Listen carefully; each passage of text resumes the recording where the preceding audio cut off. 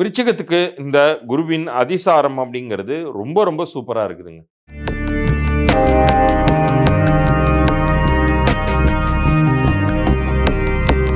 ரகசிய உண்மைகள் நேயர்களுக்கு சதீஷ் ராவின் வணக்கங்கள்.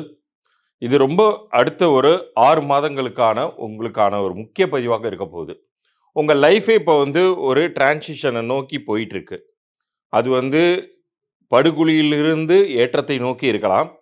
அல்லது ஏற்றத்திலிருந்து எந்தெந்த இடங்கள்ல நீங்க ஜாக்கிரதையா இருக்கணும் அப்படிங்கிறதாக இருக்கலாம். அத பத்தி தான் இந்த பகுதியில நம்ம பேசப் போறோம்.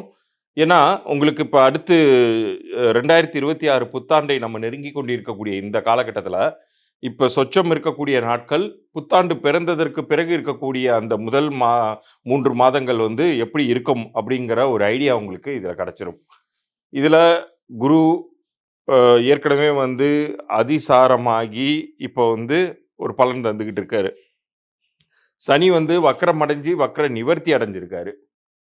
இது 2026ல என்ன மாதிரியான ஒரு பேட்டர்ன உருவாக்கப் போகுது அப்படிங்கிறத பத்தியெல்லாம் தெளிவாக இந்த பகுதியில புரிந்து கொள்ளப் போகிறீர்கள். இதுல என்ன விதமான நல்ல பலன்களை நீங்கள் எதிர்பார்க்கலாம்? எதுல கவனமாக இருக்கணும்ங்கிறத பத்தியெல்லாம் நான் சொல்லப் போறேன். வாழ்நாள் முழுமைக்குமே நீங்க நல்லா இருக்கணும். உங்களுடைய லைஃப் சக்சஸ்ஃபுல்லா இருக்கணும் அப்படின்னா என்ன பண்ணணும்? அப்படிங்கிறதுக்கான ஒரு சில குறிப்புகளையும் நான் இந்த பகுதியின் இறுதியில சொல்லப் போறேன். முக்கியமாக நம்ம நேயர்களுக்காக சொல்றேன். இலவச எண்கணித பலன்கள் நான் உங்களுக்கு தருவதாக இருக்கிறேன். எண்கணித பலன்கள் அப்படின்னா நியூமராலஜி. ஸோ உங்களுடைய லைஃப் லாங்குக்கும் இந்த கிரகநிலைகள் எப்படி இருந்தாலும் எனக்கு சக்ஸஸ்ஃபுல்லா இருக்கணும் சார் லைஃப் அப்படின்னு நீங்க கேட்டீங்கன்னா, அதற்கு என்ன செய்யணும் அப்படிங்கிறத பத்தி இந்த பகுதியின் இறுதியில சொல்லப் போறேன். அது வந்து பொது பலன்களே. உங்க பிறந்த தேதிக்கும், உங்க கூட்டு எண்ணிற்கும் பெயர் சரியாக அமைஞ்சிருக்கா? உங்க பிறந்த தேதிக்கும், கூட்டு எண்ணிற்கும் வியாபார பெயர் சரியா அமைஞ்சிருக்கா? அப்படி அமையலன்னா என்ன செய்தால் உங்க லைஃப் வந்து மேன்மை அடையும், சிரமத்திலிருந்து வெற்றி அடையும், கடனிலிருந்து செல்வம் செல்வம் சேரும் அப்படிங்கிறத பத்தியெல்லாம் இந்த பகுதியின் இறுதியில சொல்றேன். வாங்க இப்ப பகுதிக்குள்ளார போலாம். விருச்சிகத்துக்கு இந்த குருவின் அதிசாரம் அப்படிங்கிறது ரொம்ப ரொம்ப சூப்பரா இருக்குதுங்க. 9ஆம் வீட்டில் குரு வந்து கொஞ்சம் முன்னோக்கி வந்திருக்காரு அப்படிங்கிறது, டிசம்பர் 4 வரைக்கும் அந்த ஷார்ட் பீரியட் தான் உங்களுக்கு இருக்கு அப்படின்னு நீங்க நினைக்கவே வேண்டாம். இது உங்களுக்கு ஒரு ட்ரெய்லர் மாதிரி தான். மெயின் பிக்சர் வந்து 2026ல தான் ஸ்டார்ட் ஆகுது. அது கன்டினியூஸா அந்த 9ஆம் வீட்டு பலன்கள உங்களுக்கு கொடுக்கவே போகுது. சரி சனியுடைய நகர்வுங்கிறது உங்களுக்கு சாதகமா இருக்கா, பாதகமா இருக்கா அப்படின்னு பார்த்தா, ஒரு பஞ்சமஸ்தானம்னு சொல்லக்கூடிய 5ஆம் வீட்டில் அமர்ந்திருக்கிறது பெரிய நெகட்டிவ்லாம் ஒண்ணும் கிடையாதுங்க. ஒரு சில நேரங்கள்ல ஒரு சில விஷயங்கள் டிலே ஆகும். இப்பலாம் பார்த்தீங்கன்னா, நம்ம வந்து ஃபாஸ்ட் ஃபுட் யுகத்தில இருக்கிறதுனால, எல்லாமே உடனே உடனே நடந்துடணும்னு நம்ம பெரியவங்களே அப்படி நினைக்க ஆரம்பிச்சுட்டாங்க. சின்னவங்கள விடுங்க, குழந்தைங்கள விடுங்க. பெரியவங்களே கூட வந்து இம்மீடியேட் கிராட்டிஃபிகேஷன் இம்மீடியேட்டா இது நடந்தாகணும் அப்படிங்கிற மாதிரி நினைக்க ஆரம்பிச்சுட்டாங்க. அது மிக மிக தவறு. முன்னாடியெல்லாம் பார்த்தீங்கன்னா, தோல்வியிலிருந்து கற்றுக்கொள்ளணும்ங்கிறதுக்காகவே அப்பப்போ வந்து அந்த தோல்வியும் பழக வைத்தார்கள் நம்ம முன்னோர்கள்.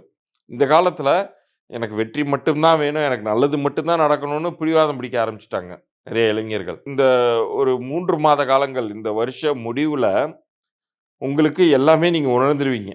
உங்களுக்கு வந்து இந்த குரு வந்து நல்ல இடத்துக்கு தான் உங்களுக்கு வரப்போகிறார்.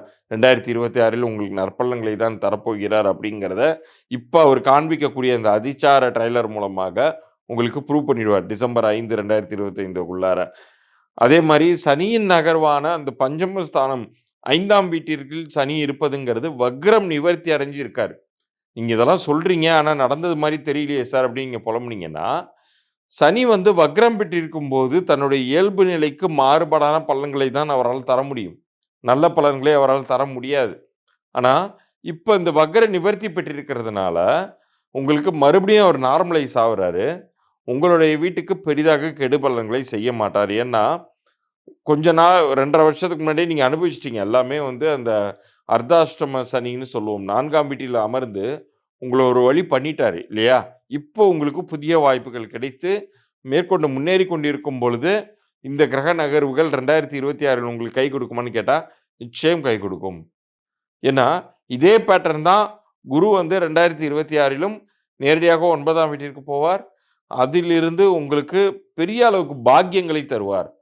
குருன்னாலே வந்து முழு சுபகிரகம். அவருக்கு நன்மை மட்டும் தான் செய்யவே தெரியும். கெடுதல் அப்படிங்கிறது செய்யவே தெரியாது. அந்த வகையில பார்க்கும்போது, இவ்வளோ நாள் எனக்கு நான் அடுத்தவங்களுக்கு நெறைய செய்தேன். எனக்கு உதவி கிடைக்கல. நான் எனக்கு என்னைய பார்த்துக்கணும்னு நினைக்கும்போது, என்னை எல்லாரும் கை விட்டுட்டாங்கன்னு புலம்புறீங்களா? இப்ப குருவே உங்களுக்கு கை குடுத்து காப்பாற்றப் போகிறார். கை தூக்கி விடப் போகிறார் அப்படிங்கிறத நீங்கள் புரிந்து கொள்ளலாம். மிக சரியாக 1 வருடம் கழித்து 2026 இறுதி வாக்கிலோ அல்லது 2027லோ நீங்கள் ஒரு விஷயத்தை உணர்வீங்க. நம்ம லைஃப் முன்னாடி இருந்தத விட, இப்ப சோ ஃபார் ரொம்ப பெட்டர்மென்ட் ஆயிருக்கு அப்படிங்கிறதை நீங்கள் உணரக்கூடிய தருணத்தை குரு உருவாக்கவே போகிறார் அப்படின்னு சொல்லலாம். அதே மாரி முடிந்தால் நீங்கள் வந்து திருச்செந்தூர் முருகன் கோயில், அவ்வளோ தூரம் போகணுங்கிறது கிடையாது. செவ்வாயின் மிகவும் சக்தி வாய்ந்த முருகனுடைய பீடங்கள் எங்கெங்கெல்லாம் இருக்கோ அங்கெல்லாம் போலாம். ஏன்னா, செவ்வாய்னாலே வந்து அதனுடைய அதிதேவதையாக, அதிதேவனாக முருக கடவுளை தான் நம்ம முன்னோர்கள் குடுத்துருக்காங்க.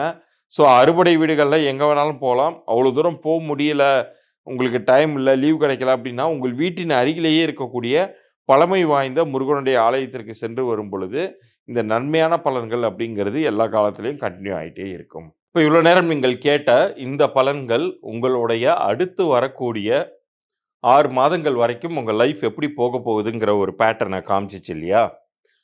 இது தவிர உங்களோட லைஃப் லாங்குக்குமே எனக்கு சிரமங்கள் இருக்கக்கூடாது சார். கடன்கள் இருக்கக்கூடாது.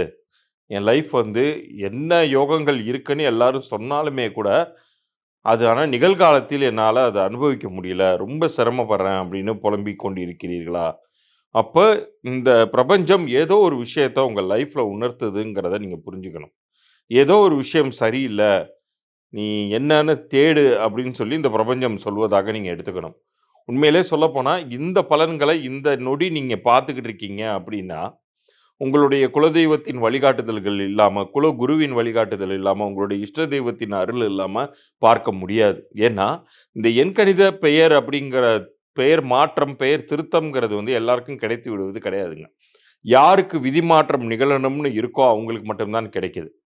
சரி, உங்களுடைய பெயரே உங்களுடைய லைஃபை பெரிய அளவுக்கு ஜெயிக்க வைக்குமான்னு கேட்டா, கண்டிப்பாக ஜெயிக்க வைக்க முடியும். ஏன்னா, சுற்றிக் கொண்டிருக்கக்கூடிய கிரக நிலைகளை நம்மளால மாற்ற முடியாது. கிரகங்கள புடிச்சு, எனக்கு சாதகமா தான் நீ சுத்தணும் அப்படின்னு சொல்லி நம்மளால இழுத்து பிடிக்க முடியாது. ஸோ, அது வேலைய அது செய்துகிட்டே இருக்கட்டும். அதாவது உங்களுடைய வாழ்க்கையில நீங்க பாலைவனத்தில தான் நடந்து போகணுங்கிறத விதி இருந்தாலும், உங்களுக்கு இந்த எண்கணித பெயர் அப்படிங்கிறது ஒரு பெரிய ஒரு கொடையையும், ஒட்டகத்தையும், போதுமான அளவு குடிநீரையும் குடுக்கும். ஸோ, நீங்க இயல்பாகவே நீங்க கடந்து வந்துடலாம் அந்த சிரமமான காலத்த. நல்ல காலத்துல உங்களுக்கு காசு, பணமே இன்னும் அதிகமாக சேர்த்துக் கொள்ளலாம். இது நிகழ்காலத்தில் சர்வ நிச்சயமாக நடக்கக்கூடிய ஒன்று. ஸோ, தற்போது உங்களுக்கு அமைஞ்சிருக்கக்கூடிய பெயர் என்ன விதமான பலன்களை உங்களுக்கு குடுத்துக்கிட்டு இருக்கு? அது உங்களுக்கு அதிர்ஷ்டகரமானதாக இருக்குதா? அதே மாரி உங்களுடைய பிறந்த தேதியோடைய அமைப்பு என்ன? கூட்டுத்தொகையின் அமைப்பு என்ன? உங்களுடைய வியாபார பெயர் யாராச்சும் வியாபாரம் பண்ணிட்டு இருந்தீங்கன்னா, உங்க வியாபார பெயர் நன்றாக உங்களுக்கு பொருந்தியிருக்கா? அது உங்களுடைய குழந்தைக்கு ஏதாச்சும் நீங்க பெயர் வச்சிருந்தீங்கன்னா, அந்த குழந்தைக்கு நீங்கள் வைத்த பெயர் அந்த குழந்தைக்கு நல்லது பண்ணுமா? இந்த தகவல்களை எல்லாம் தெரிந்து கொள்ளணும்னா, நம்ம சேனல சப்ஸ்கிரைப் பண்ணி ஸ்கிரீன்ஷாட்டோட உங்களுடைய பெயர், பிறந்த தேதி, உங்களுடைய பெயர் ஆங்கில எழுத்துக்கள் அனுப்பணும். பிறந்த தேதி, அப்புறம் உங்க வியாபாரம் பண்ணிட்டு இருந்தீங்கன்னா, வியாபார பெயர் அனுப்புங்க. கு பிறந்த குழந்தைக்கு பெயர் வச்சிருந்தீங்கன்னா, குழந்தையுடைய பெயர அனுப்புங்க. உங்களுக்கான இந்த பெயர் பொருந்தியிருக்கா, இல்லையாங்கிற தகவல்கள் வரைக்கும் மாத்திரம், இலவச பொது பலன்களாக நான் ஒரு 3 நாட்களுக்குள்ளார கண்டிப்பாக பதில் அனுப்புகிறேன். அதை கேட்டுட்டு, அது என்ன செய்யணும்னு நான் சொல்லியிருந்தேன்னா, அதுக்கப்புறம் நீங்க மேற்கொண்டு கன்சல்டேஷன் எடுத்துக்கொள்வதும், எடுத்துக்காததும் உங்க விருப்பம்.